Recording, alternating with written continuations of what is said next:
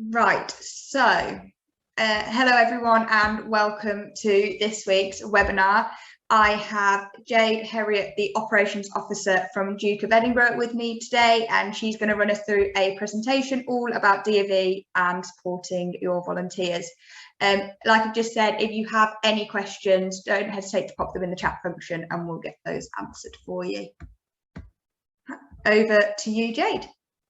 Thanks, Faye. Hi, everybody. I'm Jade Herriot, as Faye said, and my job is that I support approved activity providers for the Duke of Edinburgh Award. So I'm the main point of contact for the RDA and Faye for anything related to Duke of Edinburgh Awards. So I'm going to go through a presentation. Let's just open it up and make sure everybody can see it. Can everyone see that? If you can't, just pop it in the chat. Can you see the chat, Faye? Yes, I can see the chat. No one said anything, so I assume they can all see it. Fantastic. So we've got a quick presentation which I'll go through, and then when we get to the end of it, then we'll go through any questions which you can pop in the chat. Great. So the overview of the DofE. So I just wanted to put a broad overview of what the Duke of Edinburgh Award is for those of you who aren't sure. So the DofE is the world's leading achievement award for young people, and our mission is to inspire, guide and support young people in their self-development and recognise their achievements. The DofE is quite simple in how it works. So everyone aged 14 to 24 can do a programme at one of 3 progressive levels, which successfully completed leads to a bronze, silver or gold Duke of Edinburgh Award. It'd be interesting to hear if any of you have got your DofE. Pop it in the chat if you do. It's always interesting. I always find people pop up everywhere who have. And there are 4 different levels at bronze and silver and 5 at gold. So this is an overview of the DofE. So you've got bronze at the top, which is for young people to start in the school year in which they turn 14, so year 9s. And then silver, you've got year 10s, and then gold, young people have to be 16 to start gold. So there are 4 different levels, sections at bronze and silver. So you've got volunteering. So volunteering is a minimum of 3 months. And then at bronze, they have to do another 3 months in any of the other sections. So they're doing 3 months of volunteering, 3 months of physical, 3 months of skill, and they have to choose which one they're going to do a bit extra. And it's up to them. One of the main things about the DofE, it's all about young people choosing to do an activity and committing to an activity that they're interested in and choosing things that they are suited to rather than going for what their teacher wants them to do and what their friends want to do. It's all about them finding things that they want to do and that they're passionate about doing. So that's what it's about. So you've got the volunteering, physical and skills, and you've also got the expedition as well. I'm sure you've probably seen young people out in the countryside with a huge backpack on that they probably can't carry properly. So I'm sure you've seen young people doing that, and they have to do a 2-day, 1 night. And then silver, they have to commit to a bit longer. So they have to do 6 months of volunteering, 6 or 3 months of physical, 6 or 3 months of skill. And they have to choose one of the physical or skill to do a bit longer. And then the expedition is 3 days, 2 nights. So that's silver. And then gold. So young people, when they're doing gold, they have to do an additional residential, which is 5 days, 4 nights. And as well as that, they have to do a minimum of 12 months volunteering.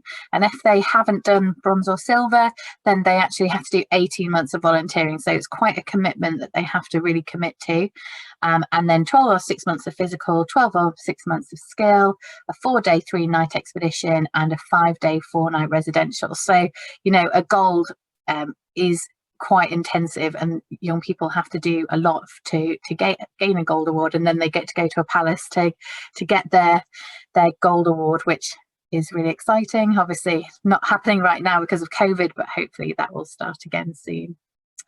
And just in case this comes up, so obviously you guys are mainly based at horse riding centres. Young people can, as well as doing volunteering with you, they can do activities related to horse riding for other sections, such as like the physical section, they could do horse riding themselves. Skills, they can do lots of different skill-based things as well, and they just need to talk to their DofE leader if they do want to do those things, and try and mix it up so they're not doing horse riding for every section, but technically they probably could do. We do have a few horse riding expeditions that go out as well, and a few residential too. So yeah, lots of young people really interested in horses and things completing their DofE. So approved activity providers, so they're AAPs, and they're organisations, both commercial and charitable, whose opportunities have been approved by the DofE as meeting sectional conditions, and they count towards the achievement of a DofE award. So the RDA have been a volunteering AAP for about 6 or 7 years now, so it's coming up a while, and you guys work with quite a variety of young people, and there's been lots of young people complete their volunteering with you over the years, which is great. So there's lots of benefits of supporting DofE participants. So for you, you get more volunteers for your groups, and fundraising as well. They don't always have to volunteer in one way. There's lots of different ways that young people can volunteer with you, and maybe if people have some ideas about that, you can pop it in the chat. It also appeals to a younger audience and demographic, links to community impact in local schools and youth organisations, promotion of your opportunities and centres, and link to the DofE as well. And for young people, there's lots of different skills that they gain from volunteering with you. So employability and life skills, a chance to give back to the local community, to develop empathy to a wide range of people from all walks of life, confidence that the programme has been approved by the DofE, real life experience of professional setting, and fitness and new hobbies as well. So how to support DofE participants. So we've put this bit in just to provide a little bit of guidance for you guys to you know, how you can support young people when they're volunteering with you. And one of the main things that we want to stress is that when volunteering with you, DofE participants should follow your systems and procedures. You shouldn't have to do too much to support DofE participants, and we try and make sure that there is as little as possible, so it's really accessible for them to join you and to follow your volunteering journey just like any other volunteer. There are a few little extra bits and pieces that need doing to support DofE participants, but it shouldn't take too long, and it hopefully should fit alongside things. So at the start, recruiting volunteers, we suggest that you would advertise on the DofE Opportunity Finder. So the Opportunity Finder is something on the DofE website where young people are signposted to opportunities to do their volunteering section. And all of you have access to be able to do that. And at the end of this presentation, there's a link so you can go on there and you can upload a listing, and you can share that, share as many as you want on there. Maybe not once a week because that gets a bit much, and there'll be lots of repeated content, but I would suggest updating it every couple of months is plenty, and it's a really good way of sharing opportunities on there. It's a really simple process as well. It's just an online form, and then it does come to me first for checking before it goes live. Another way is also about contacting local schools and youth groups, which you can do in your local area, asking current volunteers to spread the word. Young people are always talking to their friends, so you know it's a really good way of sharing opportunities or seeing if they want to bring a friend along and things like that. Advertise on your social media pages, use lots of hashtags. You know, there's DofE is all over social media, and you know, you're welcome to tag DofE in your local regional office, because DofE has regional offices all over the UK, a little bit like you guys. So you're welcome to tag those and to contact those as well. And at the end of this presentation is contact details for them. And you can also mention DofE and use the AAP logo in your marketing.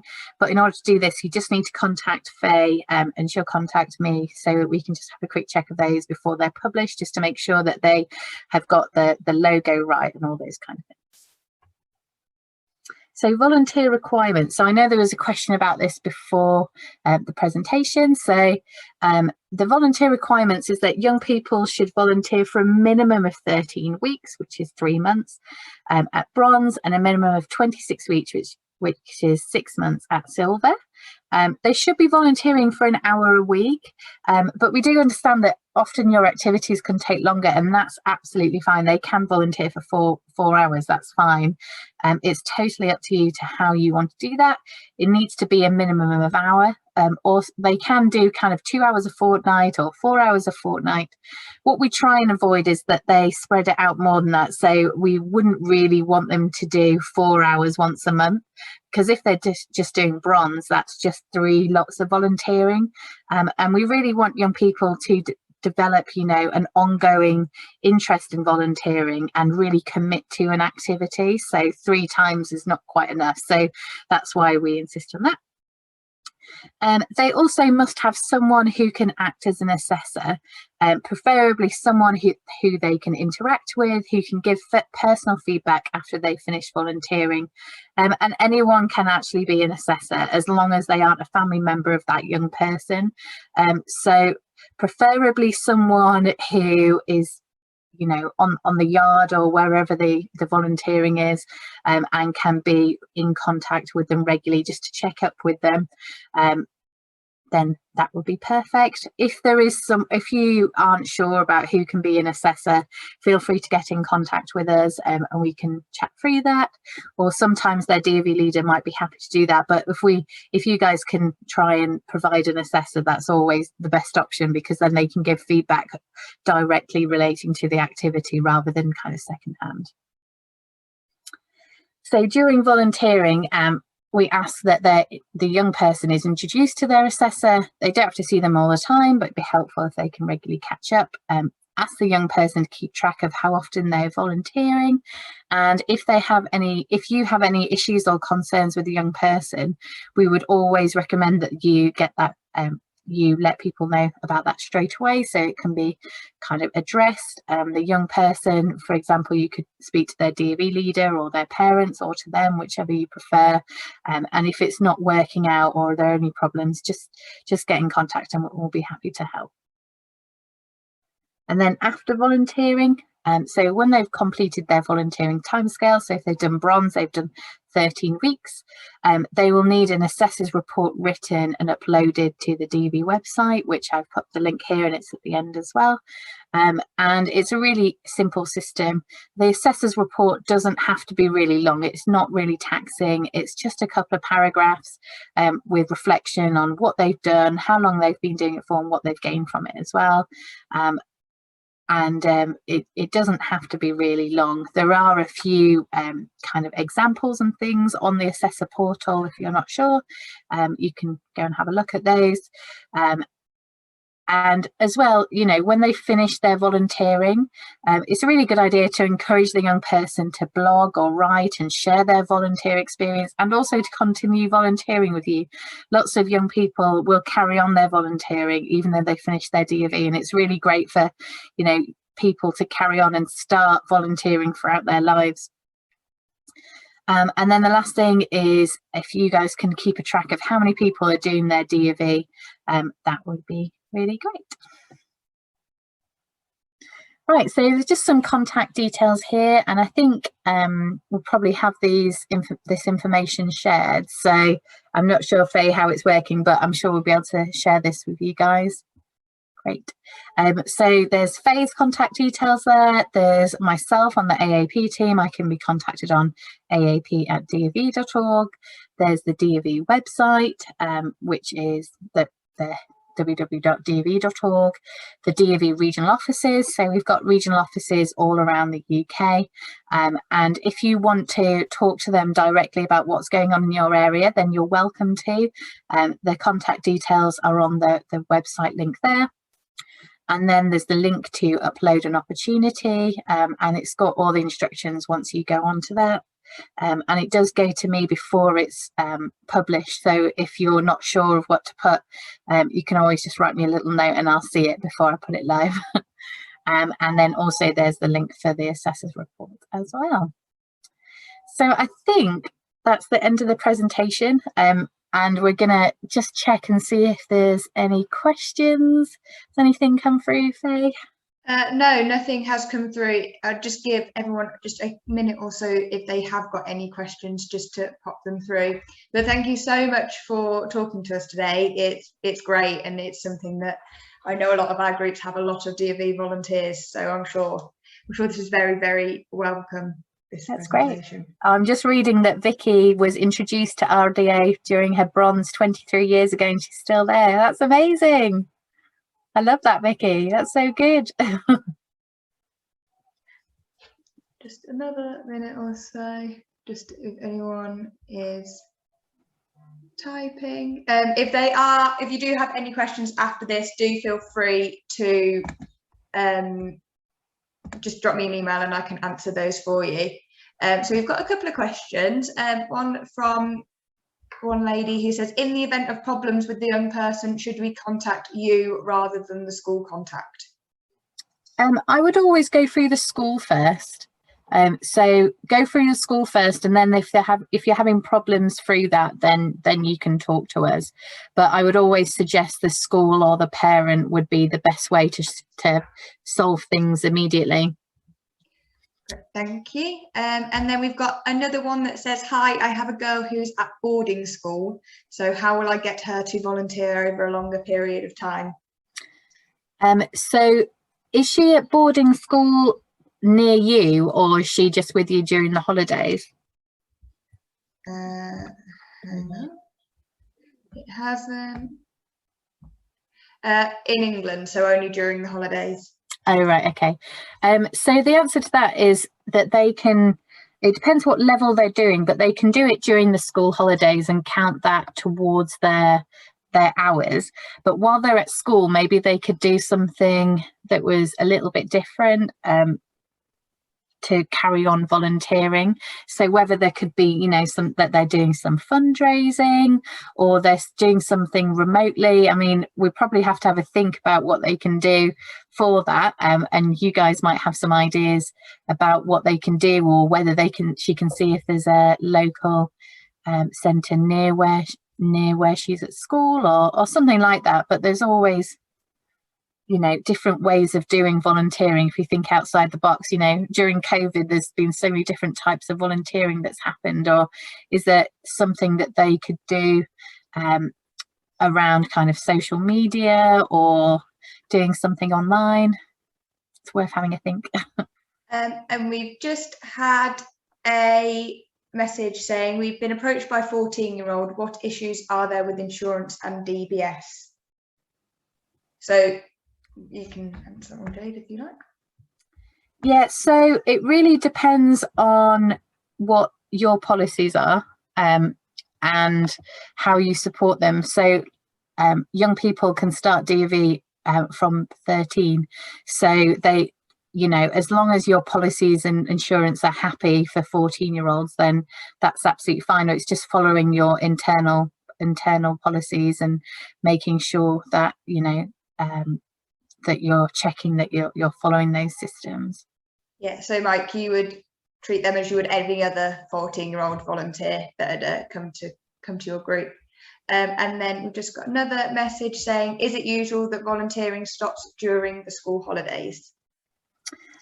It really depends on the young person and what they're doing. I mean, lots of young people tend to be busy in the school holidays, whereas some others might choose to do more volunteering.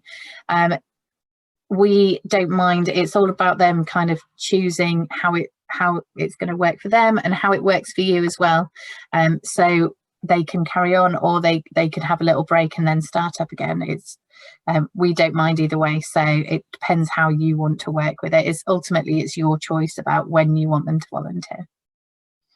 Great, thank you. And we haven't had any more questions through, so I'm going to take it as we've answered them all. But like I said earlier, if anyone has got a question, just drop it in an email to me, and I can either pass it on to Jade or we can try and answer it. So thank you again, Jade. It was brilliant to speak to you, and thank you for the presentation. No problem. Nice to see you all. Well, nice to speak to you. Thank you.